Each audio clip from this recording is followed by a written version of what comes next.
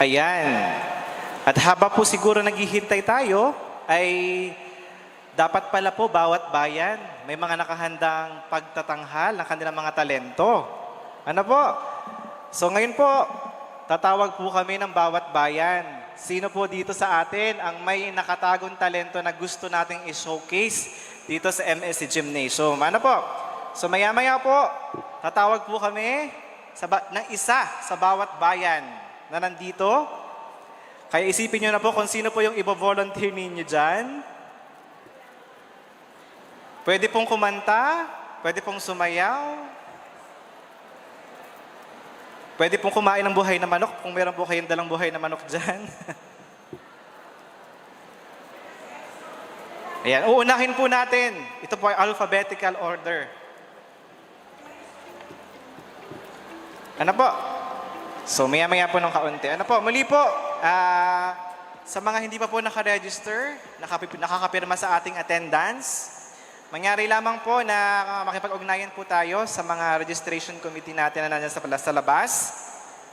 Dapat po, ang nasa loob ay mayroong t-shirt, may name tag, at saka po meron po siyang food stub.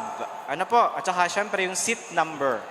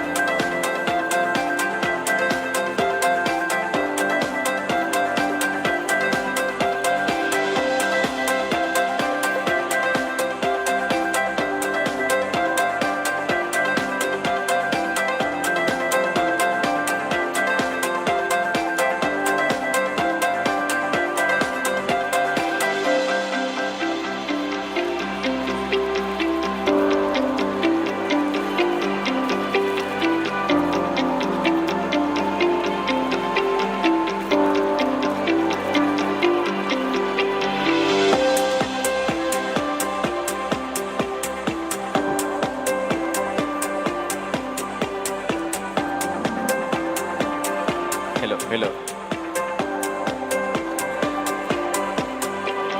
Ayan. So meron pong sorpresa ang ating mga kawani mula sa Department of Agrarian and Reform para po sa inyo. So mamaya po, gaya po na nabanggit ko kanina, bawat bayan ay mag-iisip ng kanilang presentation. At meron po tayong matatanggap ditong papremyo. Ano po? So exciting ito. So bawat bayan, pwede po kayong sumayaw dito sa gitna kung may 10 po sa inyo pataas na gustong sumayaw, bawat bayan, pwede po. So bawat bayan po na magtatanghal ay mayroon pong nakalaang papremyo o cash prize para po sa inyo. Ano po? So hawak na po namin ang cash prize na ibibigay sa mga bayan. So dapat po lahat dapat lahat ay magtatanghal. So, ayan, kung pwede po dapat ay lahat, hanggat maaari po sana, ano po, isang grupo. Ano po, kung tayo po ay kakanta ng sabay-sabay, pwede po. Tayo po ay sasayaw ng sabay-sabay, ng cha-cha-cha, pwede po. Basta po, meron po tayong gagawing pagtatanghal. Ano po? At gaya nga po na nasabi ko kanina, ang bawat bayan na magtatanghal ay makatatanggap ng cash prize. Kaya ngayon pa lang po, mag-isip na po tayo ng ating gagawin. Ano po?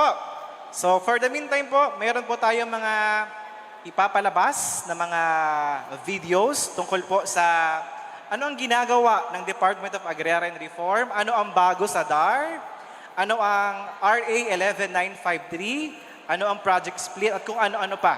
Para bigyan po kayo ng kaunting kaalaman tungkol po sa ginawa at gagawin pa ng Department of Agrarian Reform, Marinduque. Ano po?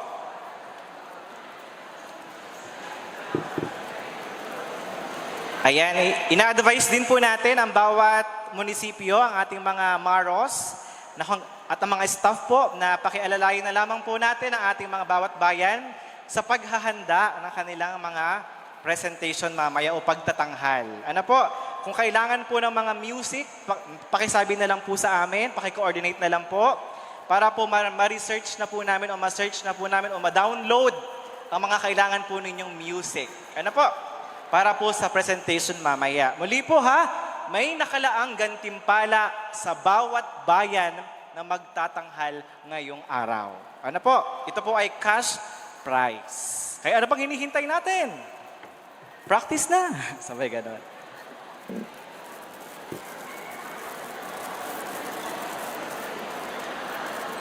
Ayan, muli po sa mga hindi pa po nakakapagpirma sa ating attendance sheet, mangyari lamang po na pakihanap po ang mga naka-assign sa bawat bayan na registration committee para po tayo ay mapabilang sa talagang dumalo dito sa gawaing ito. Ano po? Once again, pinapasalamatan po natin ang ating mga kapulisan na nandito po ngayon. Maraming salamat po. And of course, sa ating Marinduque State College sa pagbibigay ng pahintulot sa atin para gamitin ang napakagandang gymnasium na ito. Ano po?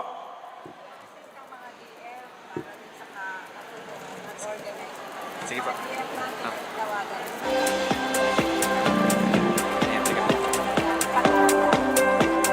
Ayan. So, ina-advise din po natin ang mga DFs o mga development facilitators ng bawat bayan na kung mangyari lamang po ay paki-assist po natin ang ating mga bayan sa paghahanda po ng kanilang pagtatanghal mamaya. Ano po? So, muli po, ina-advise po natin ang mga DFs na puntahan po natin ang ating bawat bayan upang ihanda sila, ma-coach sila sa ating gagawing presentation mamaya ng bawat municipality.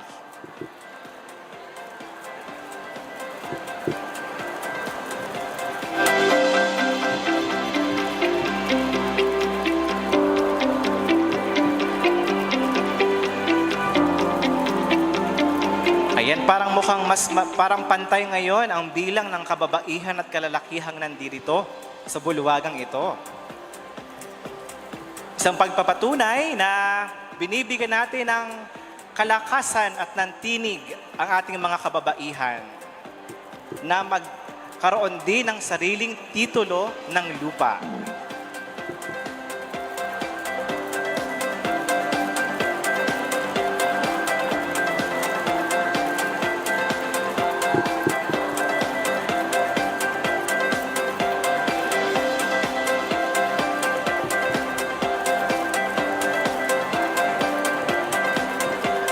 Ayan, bibigyan po natin ng 30 minutong paghahanda ang bawat bayan sa kanilang pagtatanghal. Ano po?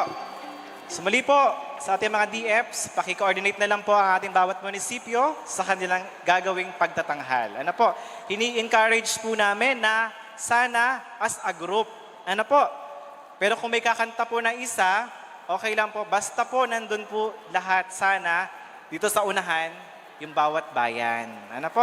Alam naman po natin na sa bawat bayan dyan ay may mga mahuhusay kumanta, mahuhusay sumayaw, pwede rin pong tumula, wala pong problema. Basta po, magpapakita ng talento natin dito sa ating lalawigan ng Marinduque.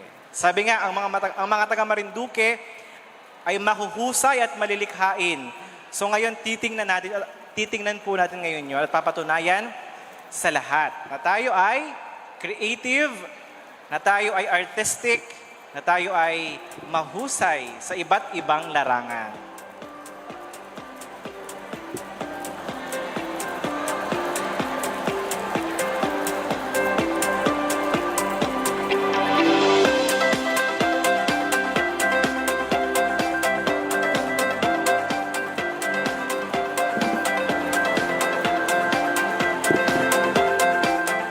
Kasama na po pala natin ngayon sa bulwagang ito ang buong puwersa ng DAR Mimaropa Region sa pangunguna po ng aming Regional Director, Attorney Marvin Bernal.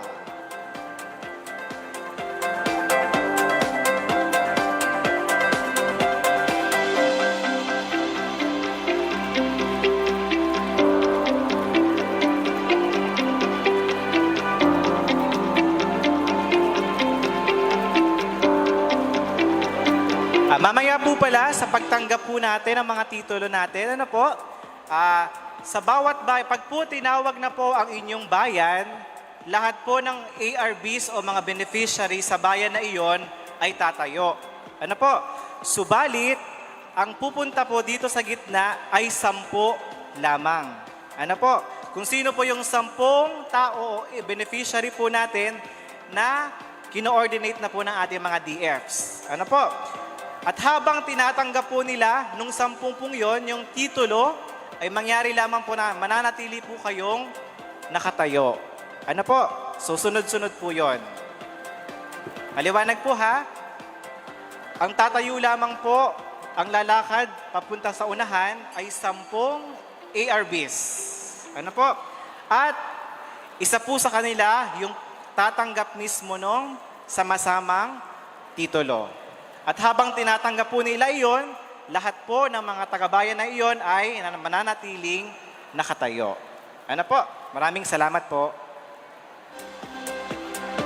At syempre po, kapag po tinawag na natin ang ating syempre mga panauhin at ang mga pagtanggap po ninyo ng mga titulo ninyo, magpalakpakan naman po tayo. Ano po? Kasi libre naman po yon. Sample nga po ng masigabong palakpakan dyan! Ayan. So, mas malakas pa po. Masigabong palakpakan! Ayan. So, kita po namin sa CCTV kung sino po ang hindi pumapalakpak. At ang hindi po pumapalakpak ay babawiin po namin yung titulo ng lupa ninyo. Kaya dapat po, papalakpak po tayo. Kapag hindi po malakpak, walang titulo.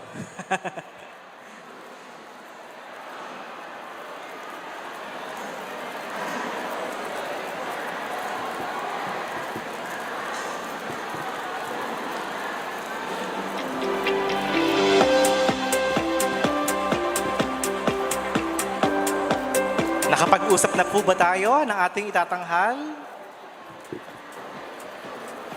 Kung may mga kailangan po kayo mga sounds, mangyari lamang po na pakisabi po sa ating mga development facilitators na naka-assign.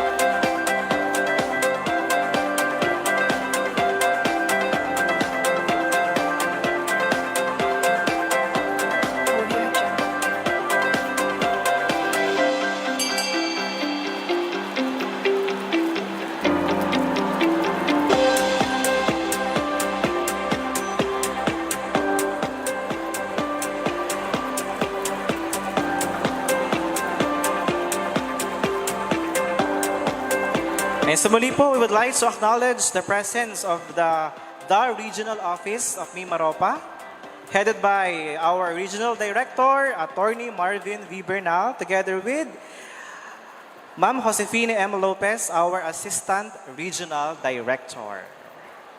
Once again po, welcome po sa puso ng Pilipinas.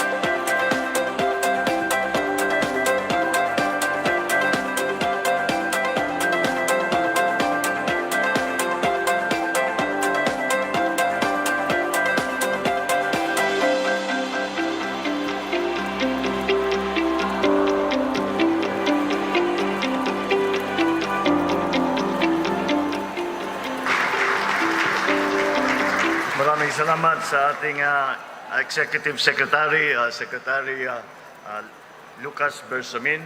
Please take your seat. Ating namumuno ng ating Senado, ating Upper House, the Senate President Mig Zubiri at lahat ng miyembro ng Senado na nandito ngayong umaga na ito dito sa napakahalaga at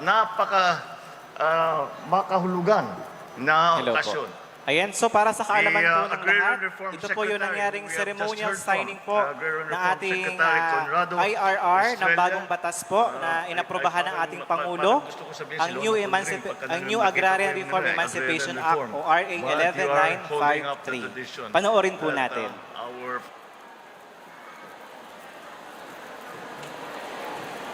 the late Speaker of the House of Representatives,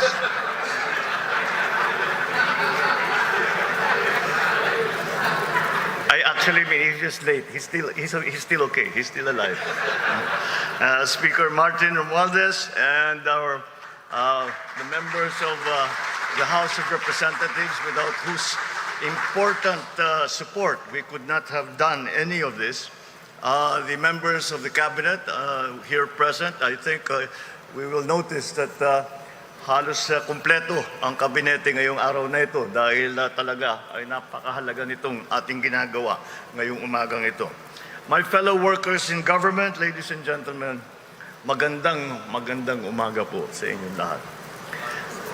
Sa kaunahang kong State of the Nation address ay nasabi ko, the Filipino people, ay sinasabi ko sa ating at ipinangako ko sa ating mga kababayan na itutuloy ang Agrarian Reform Program.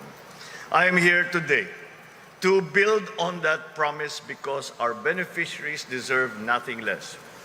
Ituloy natin ang reformang agraryo hindi lamang sa pamimigay ng lupa at sa mga magsasakang hanggang ngayon ay wala pa ring lupa, kung hindi upang tuluyan na sila'y palayain mula sa pagkakautang na pumipigil sa kanilang ganap na pagmamay-ari sa lupang bigay sa kanila ng pamahalaan. Sa ilalim ng mga batas agraryo, ang bawat magsasaka ay may utang na katumbas ng halaga ng lupang binigay sa kanila. Kailangan nilang bayaran ito sa loob ng hindi hihigit ng 30 taon. Dagdag ang 6% interest bago tuluyang maging kanila ang lupa. Panahon na para makalaya sila sa pagkakautang na ito. This is why, on September 13, 2022, I signed the Executive Order Number 4, imposing a 1-year moratorium on the payment of amortization on agrarian debt by our beneficiaries. Yet I know that the government can and must do more to alleviate the plight of our agrarian reform beneficiaries. I thank both houses of the legislative branch for heeding the call for social justice for our farmers by swiftly enacting the new Agrarian Emancipation Act, which I will sign into law today. I thank all of those who have been part of this effort. It is something that we have been attempting to achieve for a very long time. Nung pumasok po ako at binati ko ang aking ate na si Senator Amy, ay kako sa kanya, ikaw talaga yung original author. Mula nung nagsimula siya bilang senador, ay pinaglalaban na niya ito. At magpapasalamat kami kay Senator Cynthia na talagang nakikita natin ay nasa puso niya ang kalagayan ng ating mga magsasaka, lahat ng buong agrikultura. At siya ay pinaglaban naman niya, pinag-sponsor naman niya sa Senado. At ganun din sa ating mga magigiting na congressman na ay hindi tumutol at kinilala at nakita kaagad ang gano'ng kaimportante itong ating ginagawa at gano'ng kahuli na tayo sa panahon. Marami na po tayong inantay na ilang administrasyon at hindi pa natin nagawa ito. Kaya't napakalaking karangalan para sa akin at tumayo ngayon sa harap ninyo at masabi na ito'y gagawin na nating batas at napagbigyan na natin at ipinaglaya natin ang ating mga magsasaka at agrarian reform beneficiaries sa kanilang pagkalubog sa utang. This law condones all unpaid amortizations, including interest and surcharges for awarded lands. A total of 610,054 agrarian reform beneficiaries will benefit from this new Agrarian Emancipation Act. Ngayon, ang sinasabi ang mawawala sa pamahalaan ay 57.65 billion. Yan lang alam niyo naman po, yung pagbayad na yan ay nasa papel lang yan. Ang katotohanan talaga, pwede natin ang tawagin na dormant receivable ito. Dahil alam naman namin, walang kakayahan ang mga magsasaka na bayaran itong napakalaking utang na ito. Kaya't napakatama naman na napunta sa pamahalaan. At kami naman, yan ang trabaho ng pamahalaan upang suportahan kayo, upang pagandahin ang ating agrikultura, upang bigyan kayo ng pagkakataon at upang masabi natin na ginagawa natin lahat upang maipakain natin lahat ng ating mga mamamayan.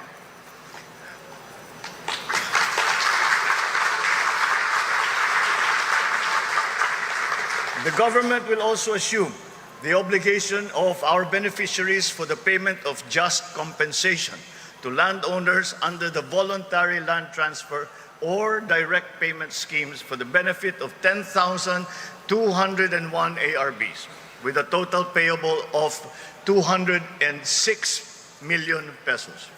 Sa ngalan ng ating mga magsasaka at ng sambayan ng Pilipino, taus-puso akong nagpapasalamat sa Kongreso at sa Senado sa agarang pagpanday ng batas na ito. Ikinararangal ko na pirmahan ng batas na ito upang tuluyan ng makalaya sa pagkakautang ang ating mga magsasaka mula sa araw na ito. However, I believe that genuine agrarian emancipation requires more than just the distribution of land. If there was a very important lesson that Lolo Condring Estrella and my father, then the President, learned was that the handing of titles to our agrarian reform beneficiaries is but the first step. Free land distribution must go hand in hand with broadening the provision of credit facilities and support services in the form of farm inputs, equipment, and facilities to our farmers, as well as the construction of more farm-to-market roads. These efforts will yield more sustainable farms and higher incomes for our farmers. As President, I assure you, we will never stop providing our farmers with the support that they need to help make their farms more productive, while also improving their lives and that of their families. Kung iibayuhin natin ang pagpapaulad sa ating mga sakahan, dapat din natin lalong paunlarin ang pamumuhay ng ating mga magsasaka at ng kanilang mga mahal sa buhay. So let us expedite the individual titling of lands covered by collective CLOAS to secure the agrarian rights of our farmers. Isa yan ang inuna namin ni Secretary Conrad at sinabi namin ay siguro ang para makapag-issue na tayo ng titulo ay kailangan yung consolidated CLOA ay mabigyan na, paghati-hati na para alam ng beneficiary kung saan yung lupa niya at maisasaka na niya. Kaya yan ang inuna namin at maganda naman sa aking palagay ang naging performance ng Department of Agrarian Reform sa pagbigay at pagbuo ng sistema upang maayos na natin yung consolidated CLOAS at maari nang magsaka ang ating mga beneficiary. We will also enhance the efficiency of agrarian case resolution systems for faster outcomes. We need to revitalize the agricultural sector, and so we endeavor to attract and train new generations of young to realize this dream, our dream, as it was my father's dream, to give every Filipino farmer and his or her family a life beyond mere survival. A life free from want, from hunger, or fear of the future. A life of dignity, abundance, and prosperity. Mabuhay ang ating mga agrarian reform beneficiaries. Mabuhay ang magsasakang Pilipino.